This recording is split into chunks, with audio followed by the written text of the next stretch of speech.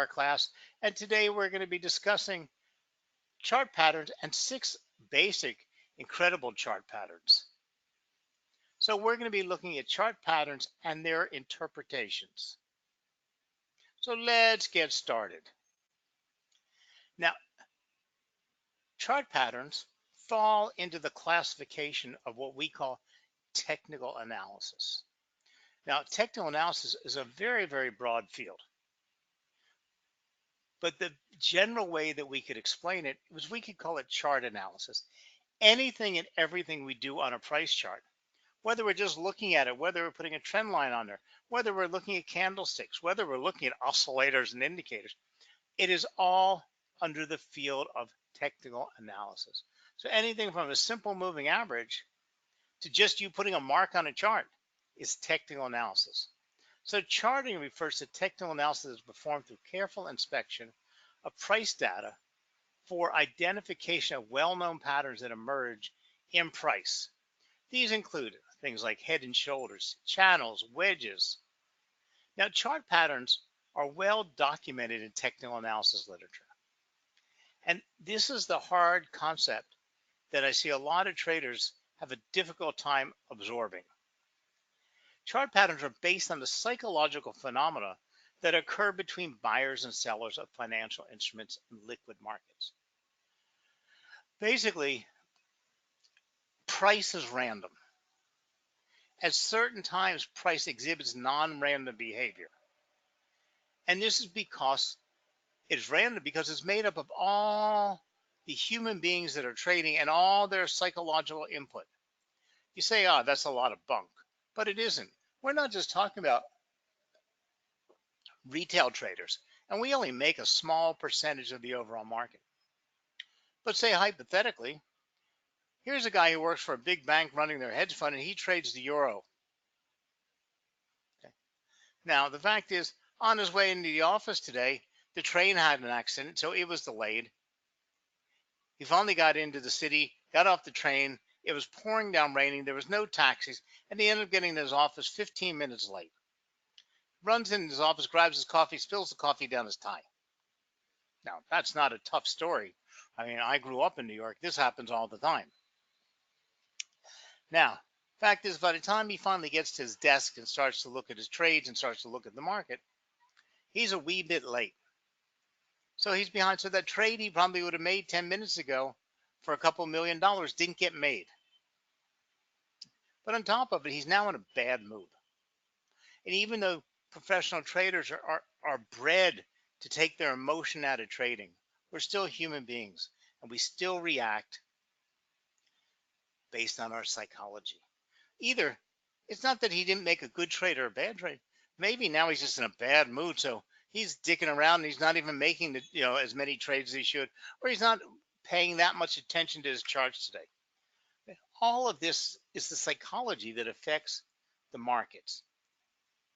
And pattern formations do not form a trading system, but rather provide an indication of the future trend of the price as price breaks key psychological barriers in the form of support and resistance. Now, I'm not a Bitcoin enthusiast, but I watch it. It's part of the financial markets. Now, the other day, it broke 9,000, soared up to 10,000. But what happened? It hemmed and hawed at 10,000 and fell back down because 10,000 isn't for any reason other than it's a psychological barrier. It's a number, a big number. So lots of the investors, lots of the traders, lots of the buyers, react to that price. Gold when it hit 1,500, gold when it hit 1,700, gold at the big numbers has certain reactions. Now, when we have these reactions, we found historically that we can see specific patterns developing, and we can see these patterns repeat in history.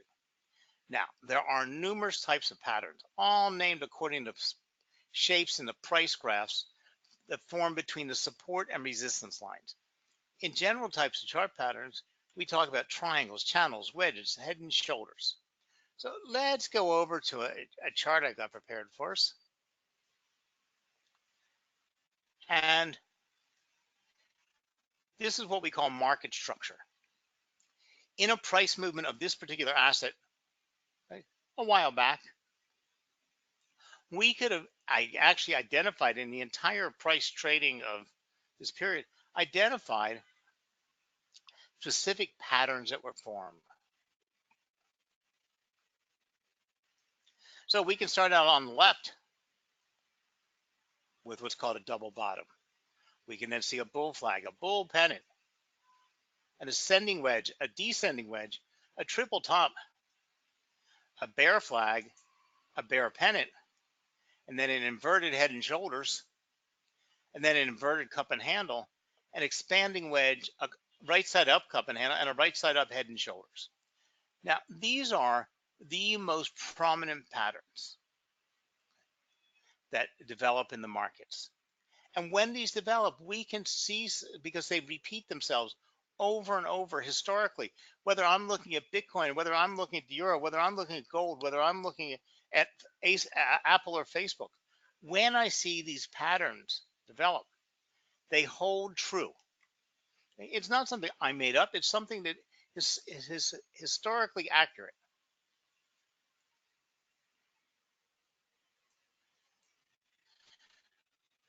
Okay, and we call these price patterns. Now, you can there's a ton more out there.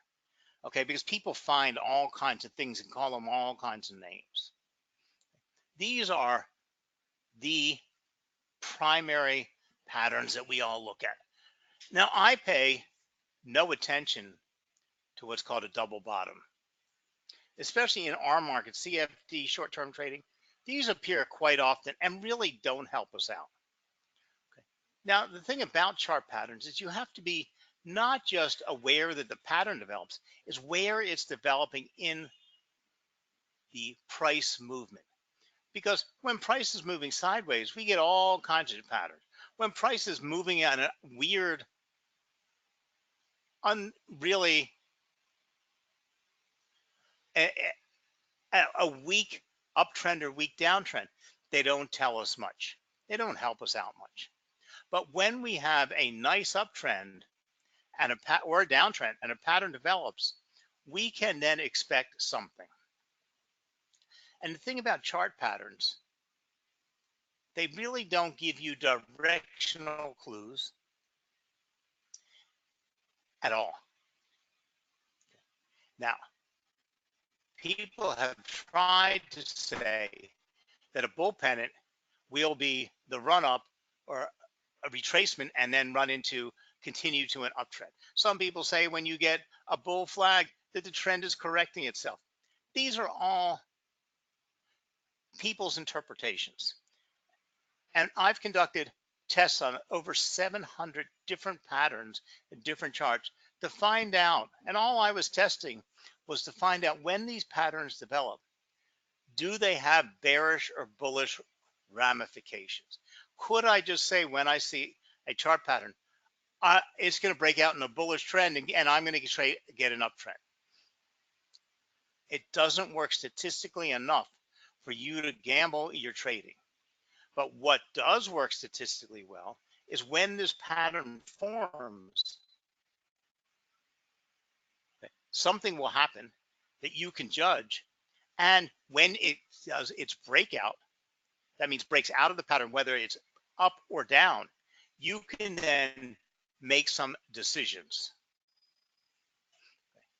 And this is what we use chart patterns for. Chart patterns will help us see that an asset is reversing or continuing on its trend, will help us judge where our next target point will be once we see the breakout, and will also help us set our stop loss points. So the most prominent chart pattern is a triangle. And I write papers on triangles. I use it for all of my trading. I love triangles. Okay. Now, a triangle is formed between converging support and resistance lines. A negative sloping resistance line indicates a reducing level of profit taking and more uncertainty about the value of an asset. With a positive sloping support line, the price levels are squeezed into a corner. Once the support and resistance line is broken, pressure has built up as a result of uncertainty is released and a certain amount of momentum is added to the price change in the direction of the breakout. Now we have three different types of primary triangles. We have what we call ascending, descending, and symmetrical. They're really, the difference is based on the angle of the support and the resistance lines. A symmetrical triangle has equal degrees. The support and resistance line are moving on equal degrees and will meet in the center eventually. An ascending triangle has a horizontal resistance line and an angular support line, where a descending triangle has a descending resistance line and a flat horizontal support line. So you have one flat and one on an angle, one flat, one on an angle, and two on angles. There is all types of gurus out there trying to tell you, when you see an ascending triangle and this happens, trade this to go up. Okay. You can listen to all these gurus out there if you want. I'm telling you, in my personal experience and in my trading, I don't care whether I see an ascending, a descending, or a symmetrical triangle. I see triangles. And when I see triangles, I'm not trying to get myself prejudicial. I'm not trying to get myself biased to say I'm going to trade up or I'm going to trade down. The formation of a triangle is beginning to tell me something, and I need the triangle to talk to me. Okay. So I'm not going to make an assumption of what it's going to say. I'm going to let it talk to me. So let's go over to some live charts.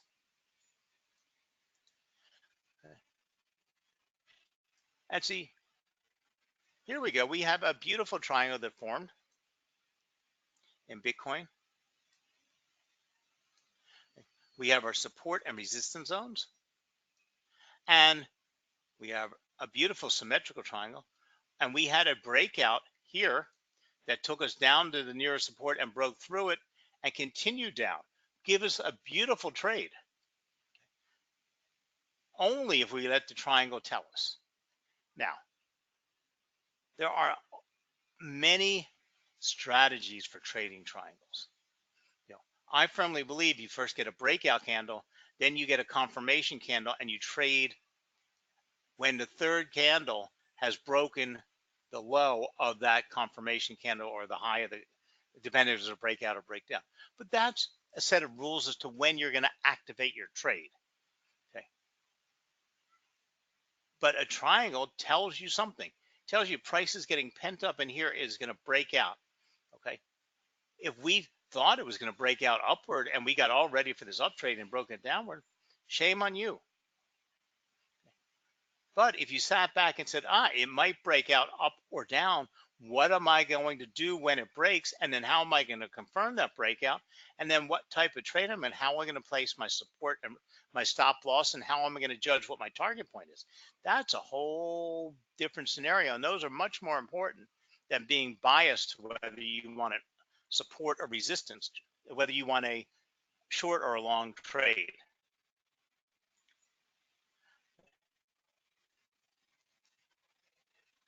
Here we can go into a well-developed triangle, okay, breakout.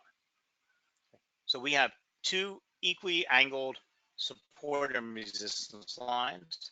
We have price being pent up and pushed in here. We don't have a potential breakout. Okay, we haven't had a break of that triangle at all, but we can judge using some other ways where we expect when it breaks to figure out where our target could be. Now, this was originally a falling wedge. Okay. It's moved into a triangle as price has moved into itself. Okay. Now, if we go back to my market structure, we have an ascending wedge, a descending wedge. In my book, there's still triangles, because the difference between an ascending wedge, a descending wedge, and a symmetrical or a ascending triangle, is that the two legs with the support and resistance angles of support are at different degrees. So remember, in a regular triangle, we have horizontal degree, we have two coming in equal degrees, or we have the opposite. In this case, we have one going on that and this go, but they are on two different angles, but they will eventually form a triangle. We have a bear pennant. But to me, that's still a triangle. Bear pennant is actually a beautiful symmetrical triangle. But everybody tries to put more interpretation in these. Okay.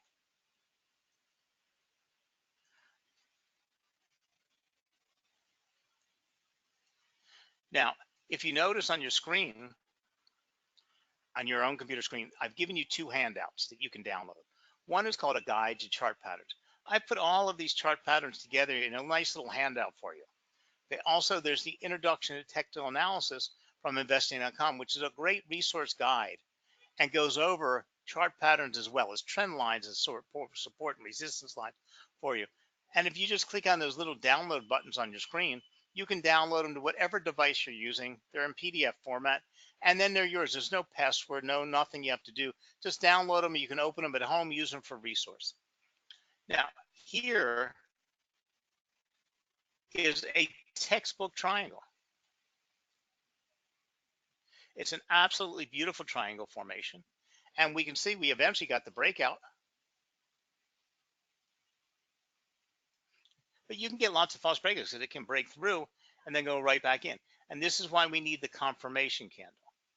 Okay. So we have the confirmation candle, and then my philosophy is you have your confirmation candle, and then when the third candle touches the low, I just want to get these markings off here so you can see better. Okay, so this is the breakout candle. This is a confirmation candle. This is the trade candle. Okay. But you don't want to wait till it reaches all the way down here, because if it reached that low or the wick, you'd lost a lot of points. So the low or the open or close, whatever you want to call it, of the breakout candle is the price point in which you'll enter a trade. So when your third candle after the confirmation candle reaches that level, you would then open your sell trade, and you could have sold it to go down. You would place your stop loss above the high of that breakout candle.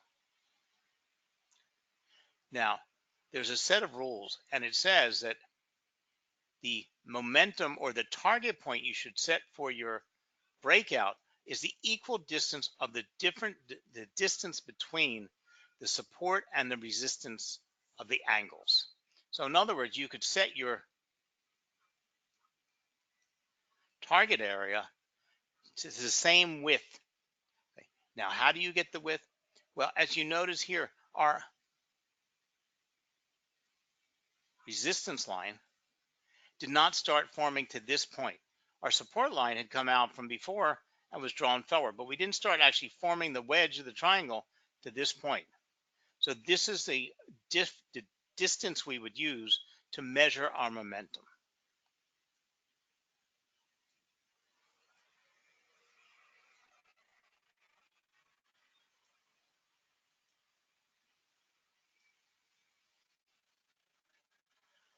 Then, of course, we also want to be aware of where the next levels of support and resistance are.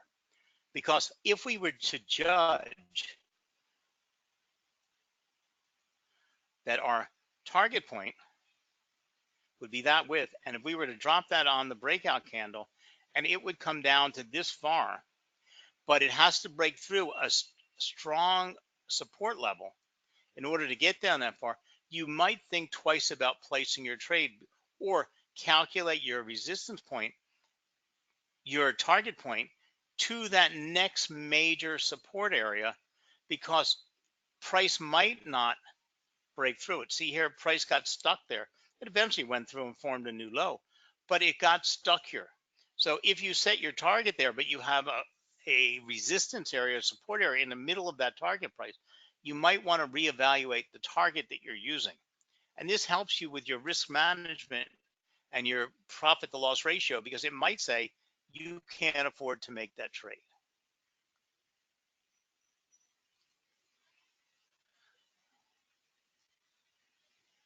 So the distance between the rising trend line and the resistance level will give us our projection.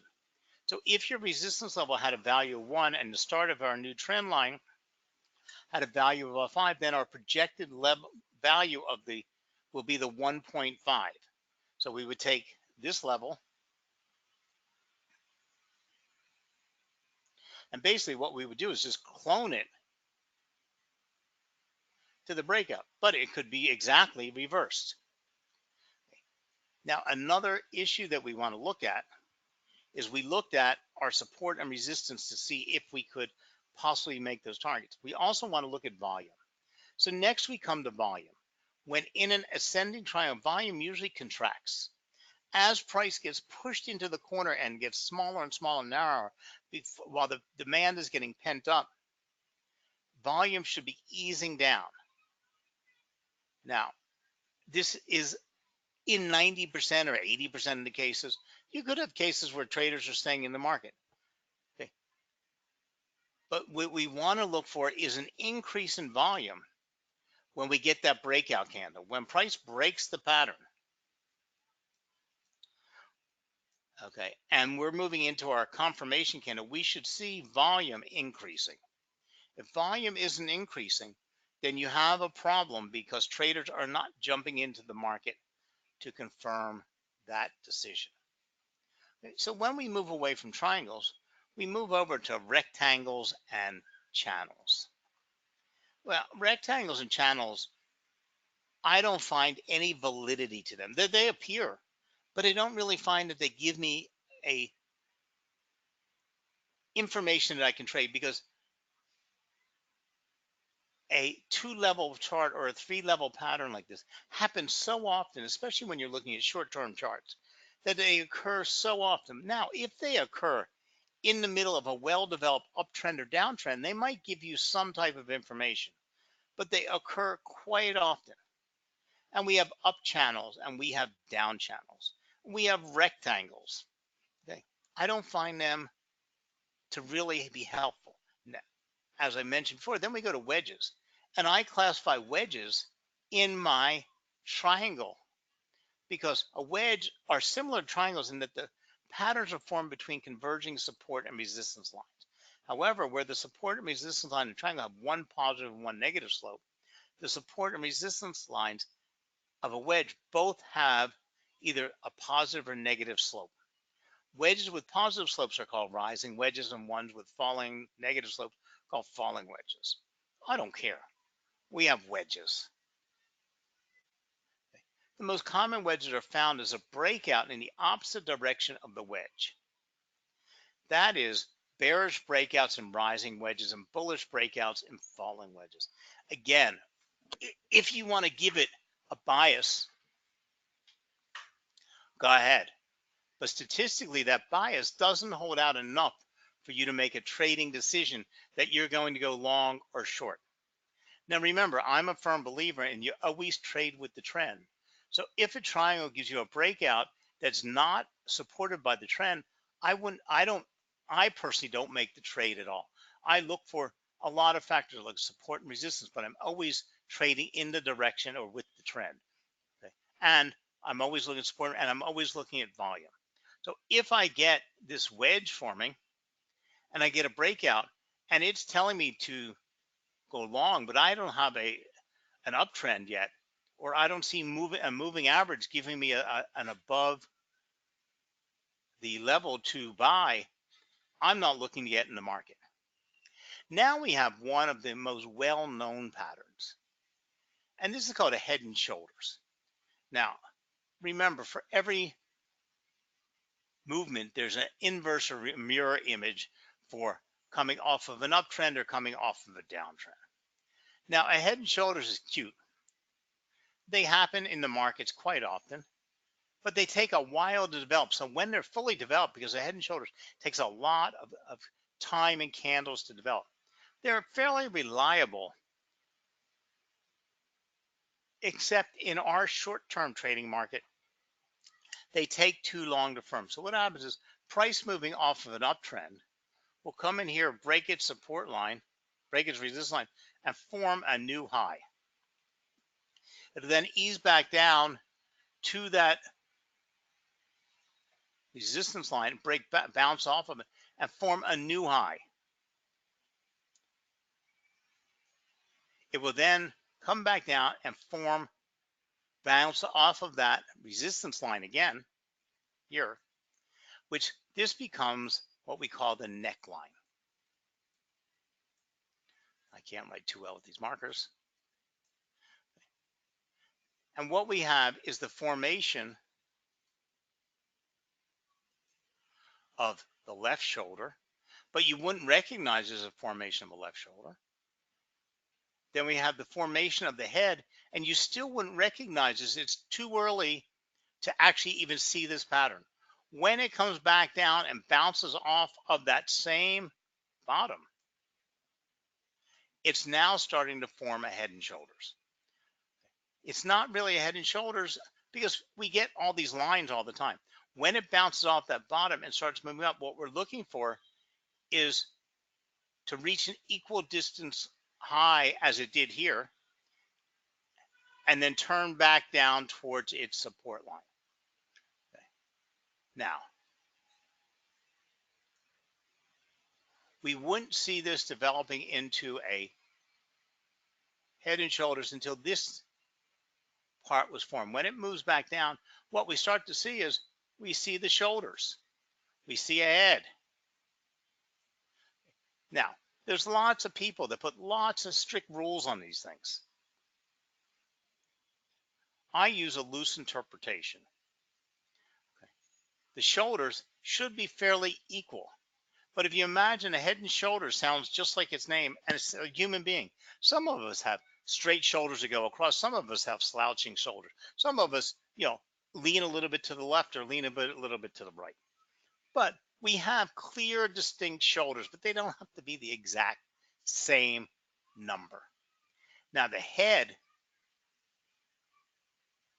there are people that say the head must be 10.275 higher than the shoulders. I don't know where these came from, or the head must be 22% higher.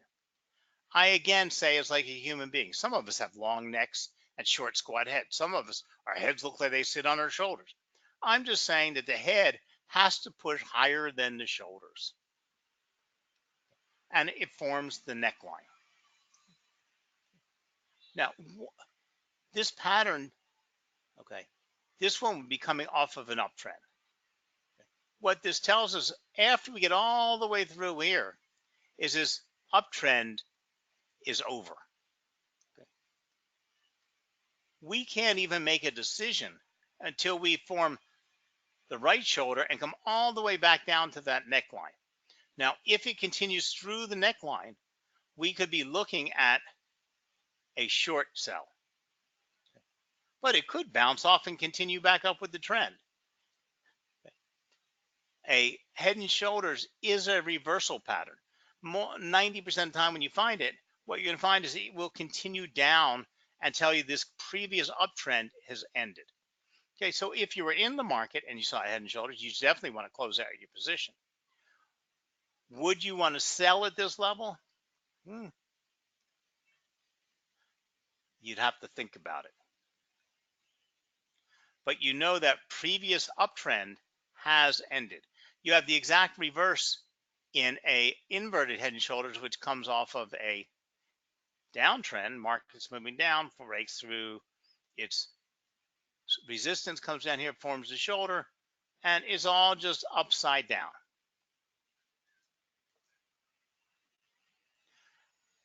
So the popular head and shoulders is essentially a triple top pattern, except that instead of all the peaks hitting the same resistance level, the head peaks slightly higher than the shoulders. Some investors have specific beliefs about the amount of bearish fallback that should occur between the tops. I'm telling you, I don't.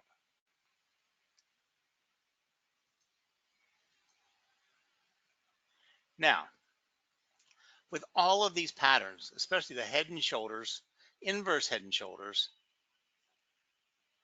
and the triangles, there's a little formula that we can apply.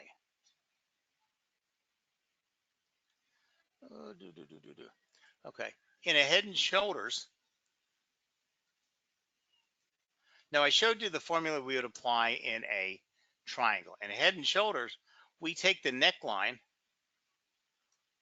and we take the difference between, or the height between the neckline and the head. We then can invert it the same equidistance, and that would give us our target point. Because remember, for a risk reward ratio, we have to have a target. We have to know where it is. But then we want to be aware of where we have our next major support or resistance lines, and also what critical prices we have in here. Because maybe we can't make that target. Because this gives us our target. It gives us a sell point also, which our sell signal is generated when the right shoulder breaks the neckline and continues down.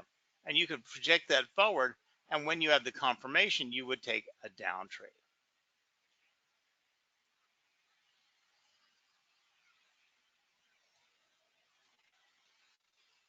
Same thing in an inverse head and shoulders. You just flip it over in the opposite direction. Then we have all these multiple tops and bottoms, double tops, triple tops.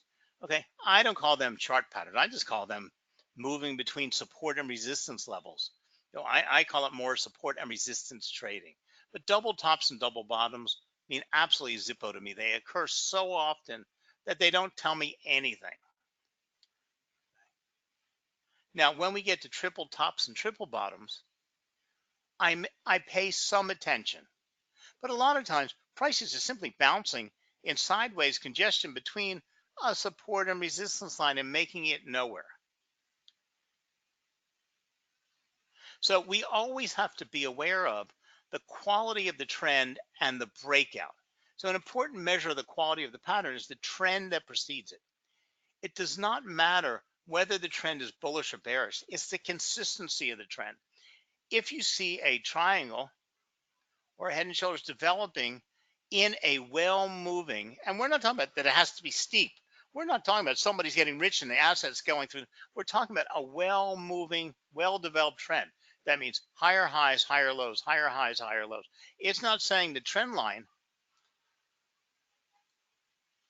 has to go this fast, or it can be this way. What we're looking for is something that is well developed, not just prices kind of bouncing around and moving in a upward momentum. So this is the difference between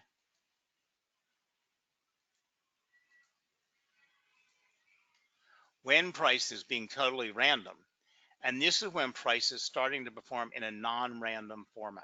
When you can see price moving into a non-random format, we can then make sense of the market. When it is in this format, we can't make any sense of the markets. So keep in mind, the pattern is said to have broken out once it has crossed either the support or resistance line. If the pattern broke out in the same direction as the preceding trend, it is called a continuation pattern. If the breakout is in the opposite direction, it's called a reversal pattern. So for example, a pattern described as a bullish reversal triangle would mean that it is a bullish signal. That is, the breakout was through the resistance line upward. And because it's a reversal pattern, that means the preceding trend was in the opposite direction of the breakout. And thus, the previous trend was bearish. So we have falling wedge, bullish rectangles, bullish pennants, rising wedges, rising bearish trend, and bearish pennants.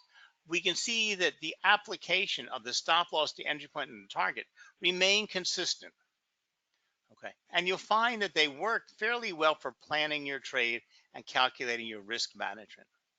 So on that note, keep this in mind and join us for our class on trading triangles, because triangle trading is my favorite way to trade. I trade support and resistance triangles, and indecision candles and confirmation candles. That's it for me. Okay.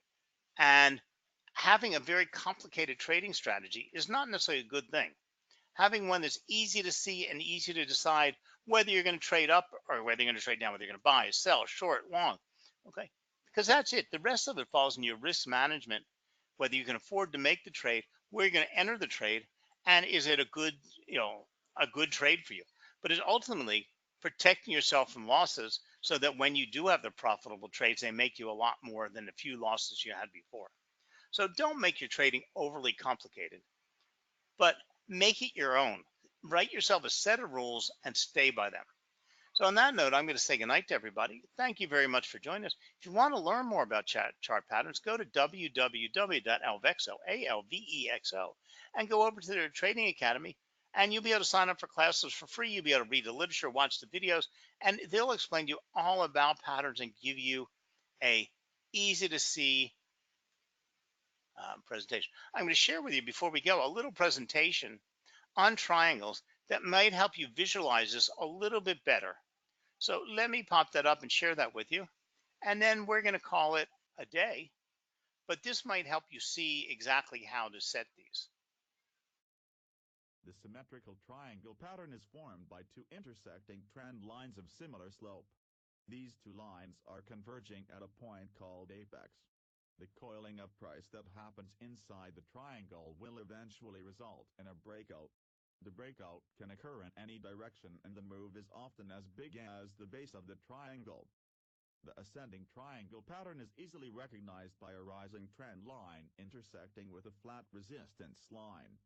It is often regarded by traders as a bullish pattern because the price keeps bouncing off a resistance line that may eventually be broken. That descending triangle pattern is formed by a descending trend line intersecting with a flat support level.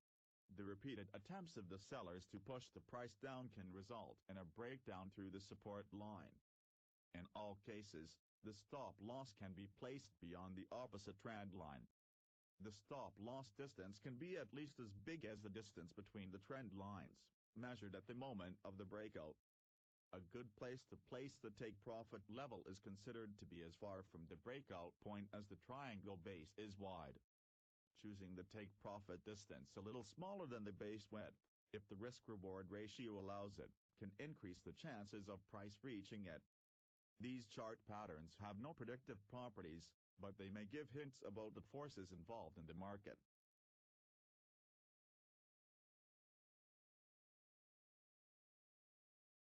So thank you very much for joining us. Thank you for supporting Alvexo, and we'll talk to you again real soon. Have a great trading day.